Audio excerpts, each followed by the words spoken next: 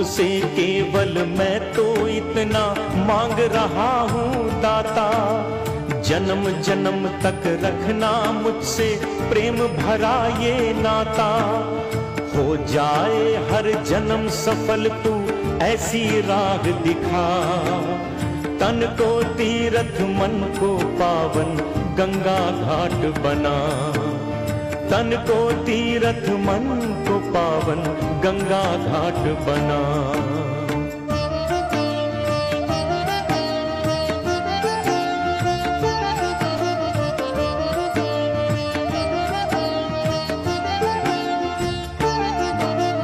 तुमसे केवल मैं तो इतना मांग रहा हूँ दाता, जन्म जन्म तक रखना मुझसे प्रेम भरा ये नाता।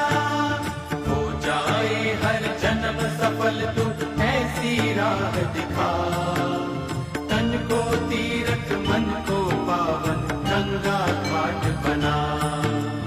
तन को तीर्थ मन को पावन गंगा घाट बना। कर्पूरगौरं करुणावतारं संसारसारं भुजगेन्द्रहारं सदा वसन्तं हृदयारविन्दे भवं भवानी सहितं नमामि। कोई होता है और जो देना सीखता है मंगलम उसके भगवान कोई कमी शंभुः, नहीं है। वो सारा जीवन सुख में मंगलम जीता है। वृषभध्वजः, नहीं होता कोई इंसान अपने मंगलम कर्मों से सुखी होता है। पार्वतीनाथो मंगलायतनोहरः, सर्वमंगलमांगल्ये शिवे सर्वार्थसाधिके शरण्ये त्र्यंबके गौरी नारायणि नमोस्तुते। प्यार में खोही प्यार की धुन में जागी न सोही। दुनिया से है वो अनजानी, सब कहते हैं प्रेम दीवानी। हो कृष्णा की माला की जपती है वो जोगिन।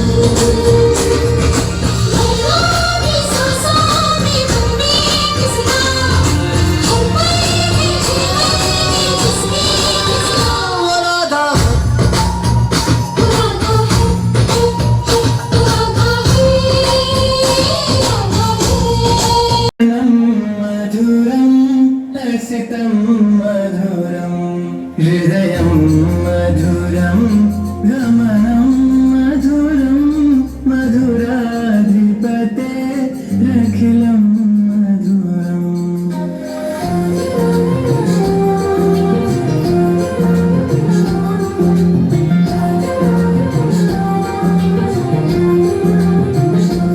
अधरं मधुरं वदनं मधुरं नयनं मधुरं हसितं मधुरं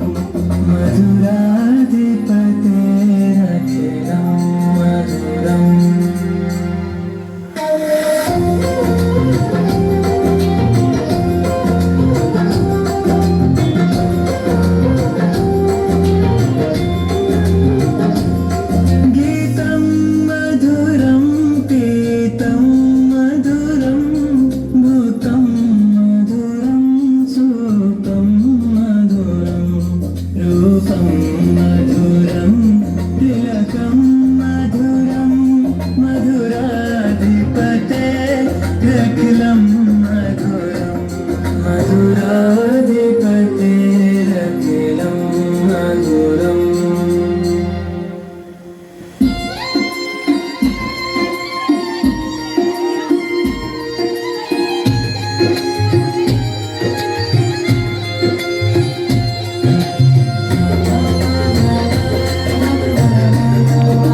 करणं मधुरं करणं मधुरं हरणं मधुरं कमलं मधुरं त्वमितं मधुरं शमितं मधुरं मधुराधिपते रखिलं मधुरं मधुराधिपते रखिलं मधुरम् गुञ्जा मधुरा माला मधुरा यमुना मधुरा वीची मधुरा सलिलं मधुरं कमलं मधुरं मधुराधिपते रखिलं मधुरं मधुराधिपते रखिलं मधुरम्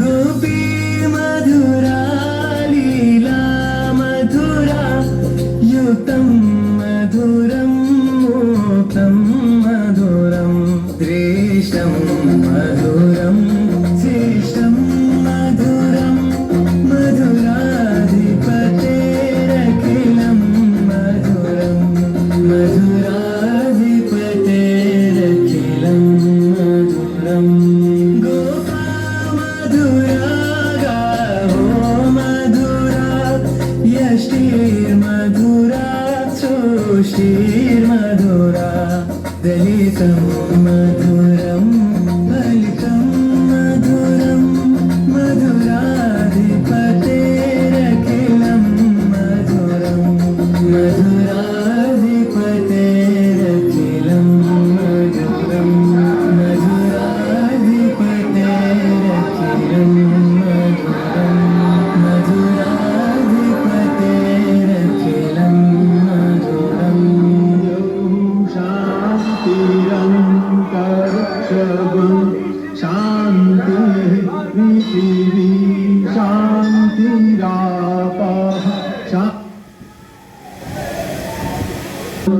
शान्तिः पृथिवी शान्तिरापः शान्तिरोषधयः एक बार हम श्री राधा कृष्ण जी का आज श्री कृष्ण जन्माष्टमी महोत्सव है और इतनी सुंदर प्रस्तुति अपने ग्रुप के द्वारा आप सभी को देखने को मिलेगा।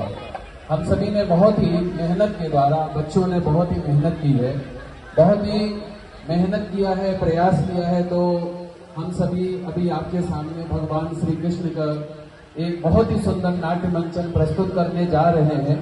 लेकिन उससे पहले मैं श्री अयोध्या धाम से हूँ और जैसे कि अभी हमारे बड़े भाई शुक्ला जी प्रभु श्री राम जी के बारे में बता रहे थे, तो प्रभु श्री राम जी की महिमा तो अपरंपार है।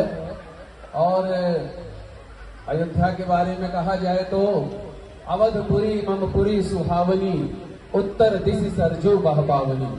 तो एक बार भगवान श्री राम जी का भी जय घोष लगाएंगे और ऐसा जय घोष लगाएंगे कि पूरे विश्व में प्रभु श्री राम जी का जय घोष गूंज रहा है और यहाँ का जय घोष श्री अयोध्या धाम तक पहुंचे।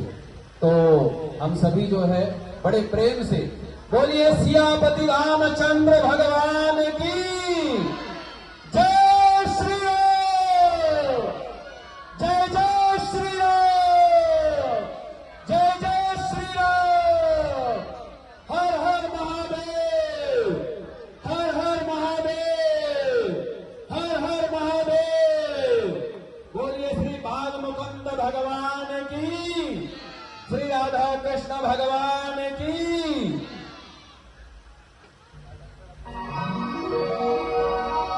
आइए प्रस्तुत है दृष्टा ग्रुप के द्वारा सुंदर संनाट्य मंचन। जय श्री कृष्ण।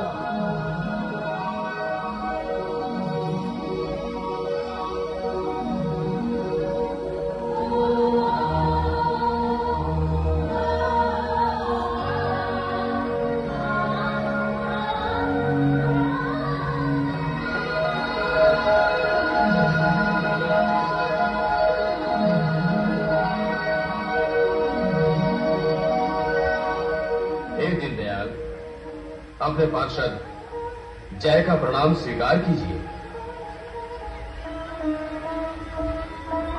तुम्हारा कल्याण हो। 3 जन्मों के पश्चात आज तुम श्राप मुक्त हो गए। सो हे जय, तुम हमारे वैकुंठ लोक में जाओ। देखो, माता लक्ष्मी ने तुम्हें लिवाने के लिए दिव्य विमान भेजा है। अच्छा, तुम्हारा कल्याण हो।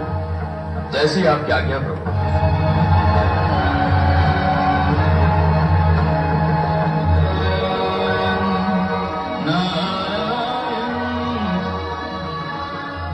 स्वागत है पार्षद। स्वर्ग में प्रवेश करने पर आपका स्वागत है। मुनिराज, सेवक का प्रणाम स्वीकार कीजिए। कल्याण हो। 3 जन्मों के पश्चात आज तुमको ब्रह्म कुमारों के श्राप से मुक्ति मिली है। इसके लिए तुम्हें बधाई हो। मुनिराज, कृपया ये तो बताइए कि कौन से श्राप से आज मुझे मुक्ति मिली है? कौन से ब्रह्म कुमारों ने मुझे श्राप दिया था और क्यों?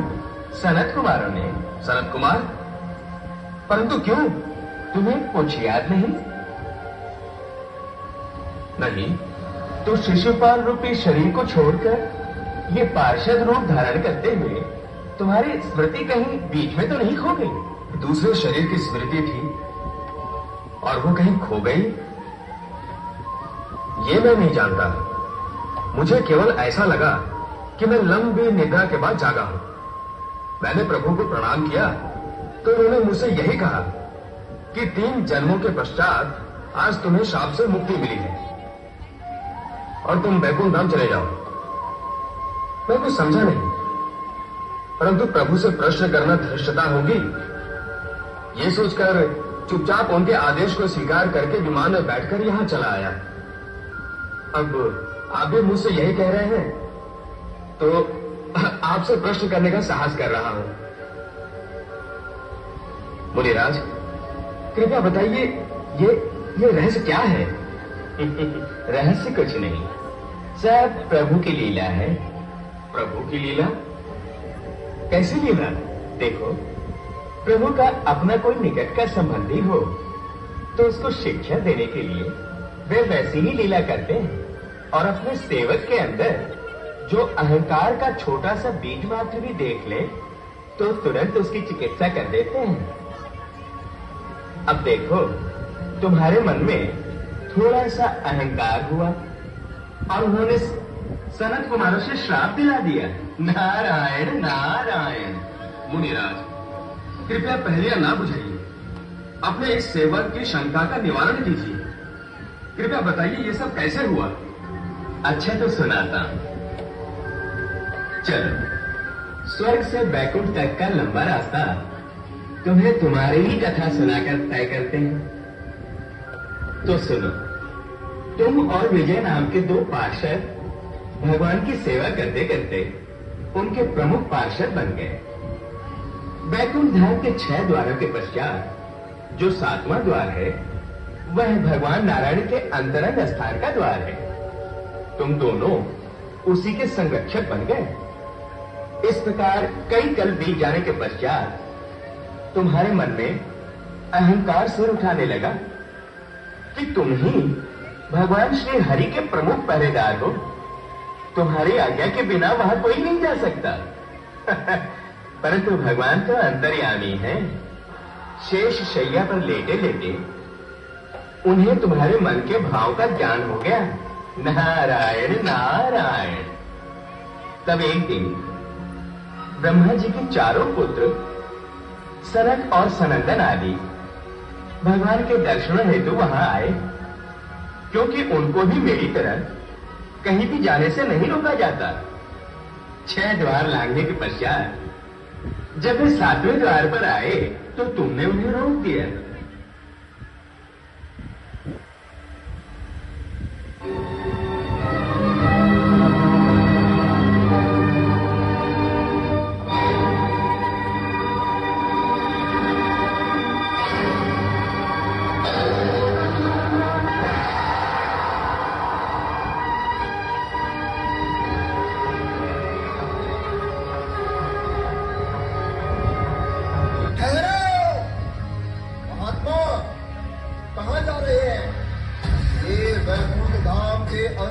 का द्वार है, इस पर जय जो बहरा है, मेरी अनुमति के बिना इसमें कोई प्रवेश नहीं कर सकता। क्योंकि हम में जाने के लिए हमको भी अनुमति लेनी होगी।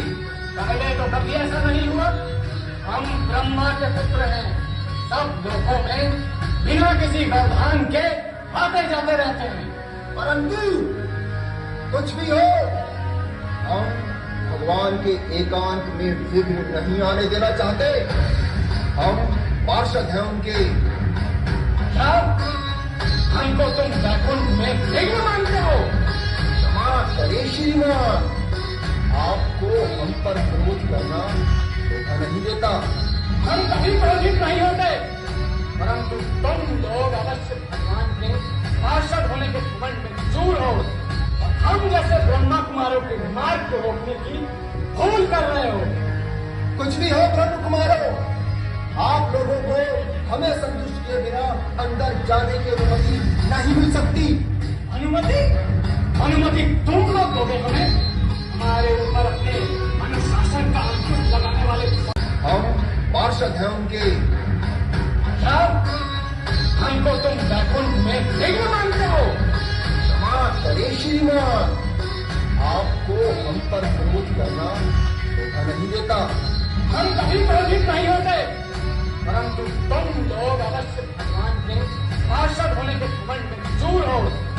हम जैसे ब्रह्मा कुमारों के मार्ग को रोकने की भूल कर रहे हो। कुछ भी हो ब्रह्म कुमारों, आप लोगों को हमें संतुष्ट किए बिना अंदर जाने की अनुमति नहीं मिल सकती। अनुमति? अनुमति तुम लोग दोगे हमें? हमारे ऊपर अपने अनुशासन का अंकुश लगाने वाले पार्षदों, तुम अपनी सीमाओं का अतिक्रमण कर रहे हो। तो तुम्हें सच्चिदानंद स्वयं हमें रोकने को कहा है। कोई संकल्प और विकल्प नहीं रखते, तो हमारा कर्तव्य है, क्योंकि इस समय प्रभु एकांत सेवन कर रहे हैं, इसलिए हम किसी को अंदर जाने की अनुमति नहीं दे सकते। हटो! और महामाया लक्ष्मी जी भी उनके साथ हैं। हम इसे अपना कर्तव्य समझकर ही आपको रोक रहे हैं। कर्तव्य तो स्वयं निर्धारित नहीं होता, सेवक का कर्तव्य स्वयं ही निश्चित करता है। पार्षदों, महाप्रभु के वैकुंठ में तुम्हारा ये कर्म से भरा वार्ता स्वयं ही सबसे बड़ा अपराध है, और इस अपराध का दंड तुम्हें भोगना ही होगा। और इसीलिए हम तुम्हें श्राप देते हैं कि तुम मृत्यु लोक में जाकर विनाश करो। वैकुंठ तुम्हारे योग्य नहीं है, नहीं है, नहीं है।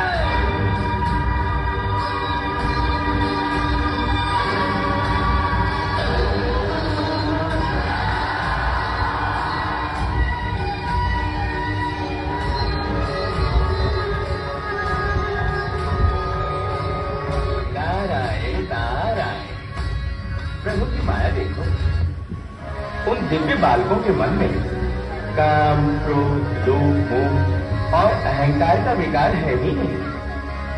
फिर भी प्रभु की माया देखो, उनके निर्विकार चित्त में क्षण भर के लिए प्रभु ने क्रोध का विकार पैदा कर दिया और उन्होंने तत्काल तुम्हें श्राप दे दिया।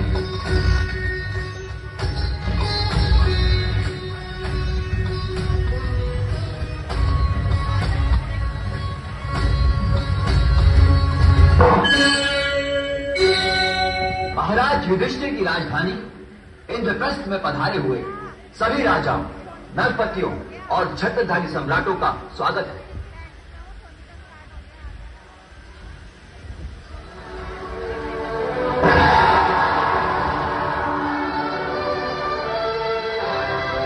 इस राज्यसभा में सर्वप्रथम हम सभी को निर्णय लेना है कि इस समारोह में अग्र पूजा के योग्य कौन ऐसा महापुरुष है जिसकी चरण पूजा महाराज युधिष्ठिर स्वयं अपने हाथों से करेंगे।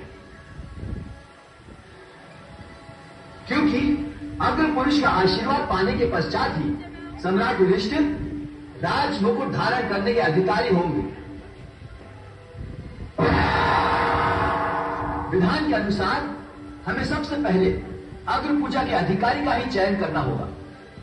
सो आप लोग अपनी मति के अनुसार उस महापुरुष का नाम बताएं जिसे आप अग्र पूजा के योग्य समझते हो।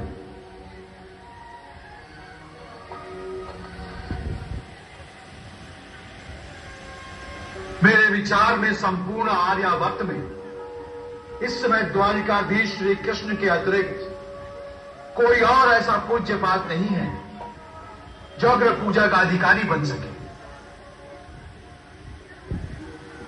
तात भीष्म की इस बात का मैं भी समर्थन करता हूं। यदुनंदन श्री कृष्ण से बढ़कर इस समय कोई और दूसरा नहीं है। यह सत्य है, श्री कृष्ण ही इस सम्मान के योग्य है। मेरे मत के अनुसार द्वारकाधीश श्री कृष्ण ही सर्वमान्य राजपुरुष है। उन्हें ही अग्र पूजा का अधिकारी बनाया जाए। तो फिर ये राज्यसभा सर्वसम्मति से अग्र पूजा का यशस्वी सम्मान द्वारकाधीश श्री कृष्ण के लिए ही निश्चित करती है।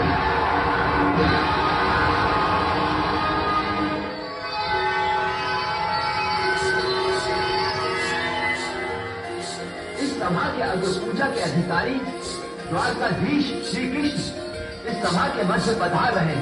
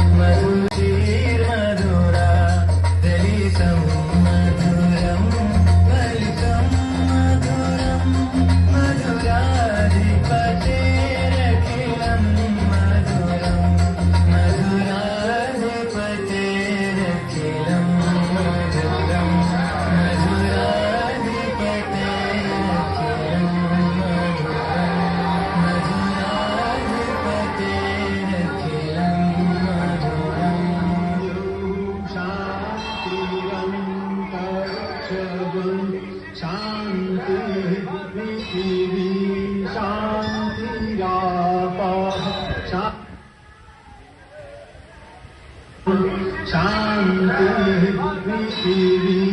शांति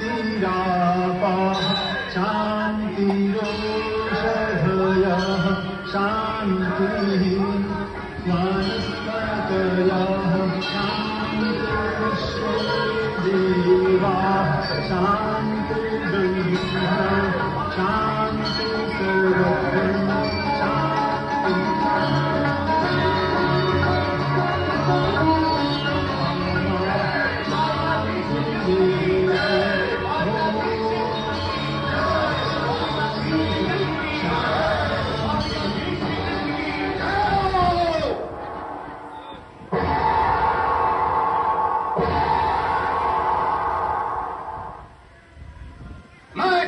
शिशुपाल, आप सभी के इस निर्णय का विरोध करता हूं।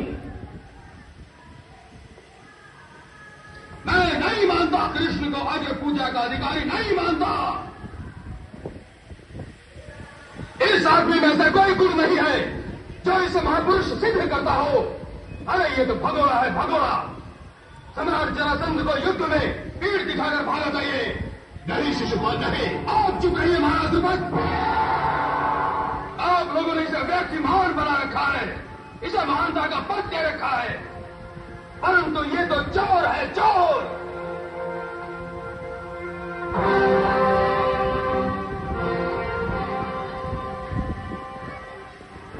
स्त्री लोलुप है ये, कामी है, अधर्मी है, अधर्मी।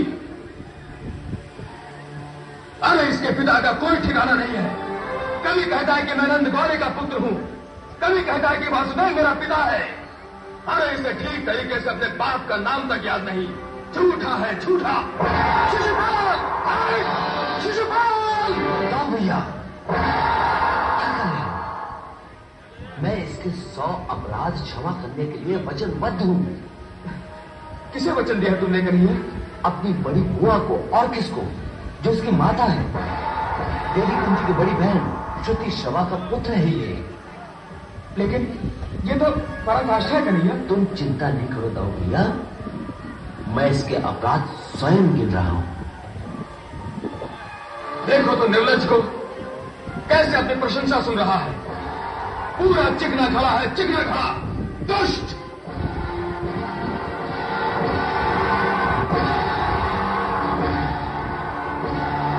ये दूसरों का वध कराने में दक्ष है। अरे ये तो पूरा प्रपंची है, प्रपंची। शिशुपाल, मैंने तुम्हारी मां को तुम्हारे 100 अपराध क्षमा करने का वचन दिया था। उन अपराधों की संख्या अब पूरी होने वाली है, जरा ध्यान रखो। क्या कर लेगा तू? क्या कर लेगा तू कुल के कलंक? 96 हो गए।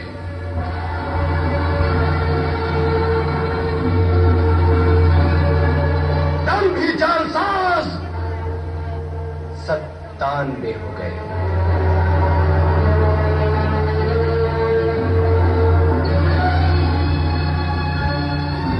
दूर चांडाल 98। मेरी वाम दत्ता रुक्मिणी का हरण करने वाले दुष्ट पापी 99।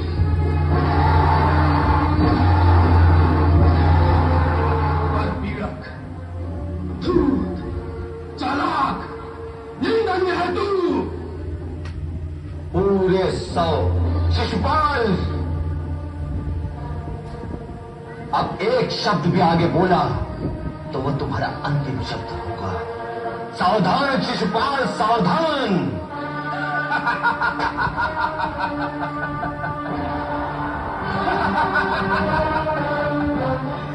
देखो तो गीदड़ सिंह को धमकी दे रहा है। अरे जा जा जाकर अपनी मां से पूछ कर आ कि तेरे बाप का नाम क्या है। जा जाकर पूछ कर आ कि तेरी धमनियों में किसका लहू बह रहा है। अरे जा जादूगर जा। बस शिशुपाल, बस, बहुत हुआ। अब हम सब मिलकर तुझे जीवित नहीं छोड़ेंगे। इस सभा में शिशुपाल अकेला नहीं है, हम भी उसके साथ हैं।